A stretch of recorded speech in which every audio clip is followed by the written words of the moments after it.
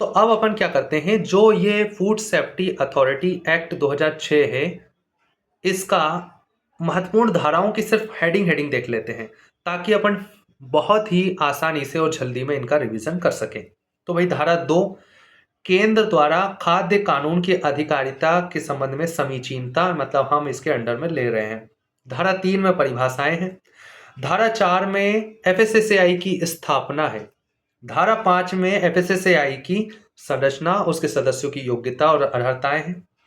धारा 6 में चयन समिति है, छक्के छुड़वा देंगे चयन करके, चयन समिति बना के। धारा 8 में 8 लगा दी, हटाया जाना अध्यक्ष और सदस्यों का। धारा 11 में एक पर एक सलाहकार समितियां, मतलब सिर्फ एक ही बनाएंगे, एक पर एक नहीं, केंद्रीय सलाहकार समिति का गठन। धारा 13 वैज्ञानिक पैनलों का गठन, फूड सेफ्टी अथॉरिटी करेगी, है ना। धारा 14 वैज्ञानिक समिति का गठन। धारा 16 प्राधिकरण के कर्तव्य। धारा 18 साधारण सिद्धांत। धारा 19 खाद्य योजकों के संबंध में उपबंध। धारा 20 संदूषकों और भारी धातुओं के संबंध में उपबंध। धारा 21 नाशक जीवमार और प्रतिजैविक अपशिष्ट के संबंध में उपबंध। धारा 22 जीएमओ मतलब जेनेटिकली मॉडिफाइड फूड के संबंध में उपबंध। धारा 23 पैकेजिंग और लेबलिंग के संबंध में उपबंध। धारा 24 विज्ञापन एवं अनुचित व्यापार के संबंध में उपबंध। धारा 25 खाद्य आयात के संबंध में उपबंध। धारा 26 फूड बिजनेस ऑपरेटर के दायित्व। धारा 27 विनिर्माताओं एवं छोटे बिजनेस फूड ऑपरेटर के दायित्व। धारा 28 खाद्य की वापसी फूड रिकॉल। धारा 30 फूड सेफ्टी कमिश्नर। धारा 31 रजिस्ट्रेशन एवं लाइसेंसिंग डीओ करेगा। धारा 32 सुधार सूचना डीओ जारी करेगा। धारा 33 प्रतिषेध आदेश न्यायालय जारी करेगा। धारा 36 food safety officer DO designated officer की नियुक्ति। धारा 36 डेडिग्नेटेड ऑफिसर की नियुक्ति। अगला है धारा 37 एफएसओ की नियुक्ति। धारा 38 एफएसओ की शक्तियां। धारा 39 एफएसओ के दायित्व। धारा 43 परामर्श खाद्य प्रयोगशालाएं। धारा 45 खाद्य विश्लेषक फूड एनालिस्ट। धारा 51 अवमानक। धारा 51 अवमानक खाद्य होने पर 5 लाख। धारा 52 मिथ्या छाप वाला होने पर 3 लाख। धारा 53 भ्रामक होने पर 10 लाख। धारा 57 अपद्रव्य रखने पर हानिकारक नहीं है तो 2 लाख, हानिकारक है तो 10 लाख तक जुर्माना। धारा 59 मृत्यु हो गई अगर असुरक्षित खाद्य के कारण तो न्यूनतम 7 वर्ष जो आजीवन कारावास और 10 लाख तक का जुर्माना। धारा 59 असुरक्षित खाद्य। धारा 68 न्यायाधिकरण एडीएम से नीचे का नहीं होगा। धारा 70 अपील अधिकरण जो कि एक सदस्य होगा, पीठासीन अधिकारी और जिला न्यायाधीश की अध्यक्षता में होगा।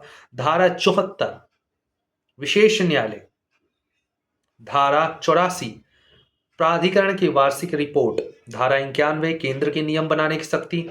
धारा 92 एफएसएसएआई की विनियम बनाने की शक्ति। धारा 94 राज्य की नियम बनाने की शक्ति। धारा 97 निरसन जो कि अनुसूची 2 में लिखे गए हैं। धारा 99 milk and milk product order 1992 को विनियम समझा जाएगा। और 101 कठिनाइयां दूर करने की केंद्र सरकार की शक्ति। अब अपन इसकी दोनों अनुसूचियों के बारे में जान लेते हैं। तो इसकी पहली अनुसूची जो कि धारा 5(1) से संबंधित है, 5(1) ड़ से संबंधित है। क्यों? क्योंकि उसमें क्या कहा गया है कि 5 अलग अलग जोनों के सदस्य इसके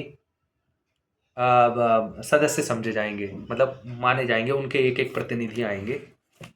तो जोन 1 में क्या है, 5 अलग अलग जोन दिए गए हैं पहली अनुसूची में, धारा 5(1) से संबंधित है। जोन 1 में दक्षिण भारत के 7 राज्य बताए गए हैं कि अगर जोन 1 के संबंध में कोई नियम, कोई आदेश जारी किया जाता है तो ये इन राज्यों पर अपने आप लागू हो जाएगा। तो जोन 1 दक्षिण भारत, जोन 1 दक्षिण भारत ऐसे याद रखना है।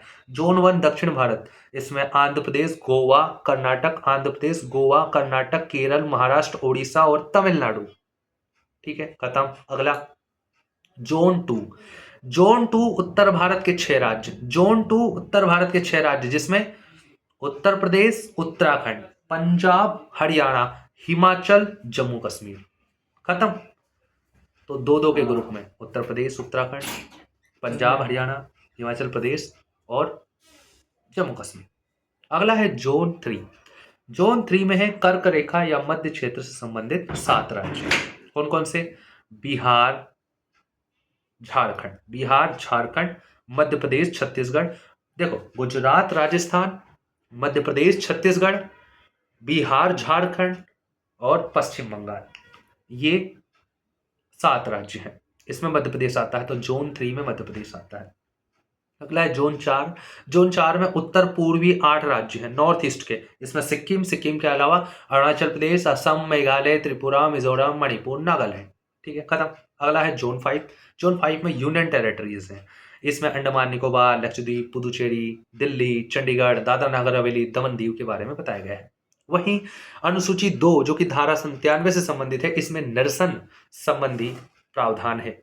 यानी food prevention of food adulteration act 1954, जो कि 1954 का 37th एक्ट था, उसको निरसित कर दिया गया, रिपील कर दिया गया।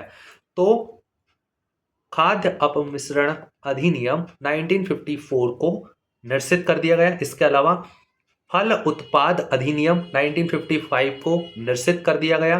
तो फ्रूट 55, मांस उत्पाद आदेश को निरसित कर दिया गया 1973, मांस 1973, मीट 1973, वनस्पति तेल उत्पाद 1947, वनस्पति तेल उत्पाद मतलब कि वनस्पति तेल उत्पाद vegetable oil product order 1947 repeal कर दिया गया।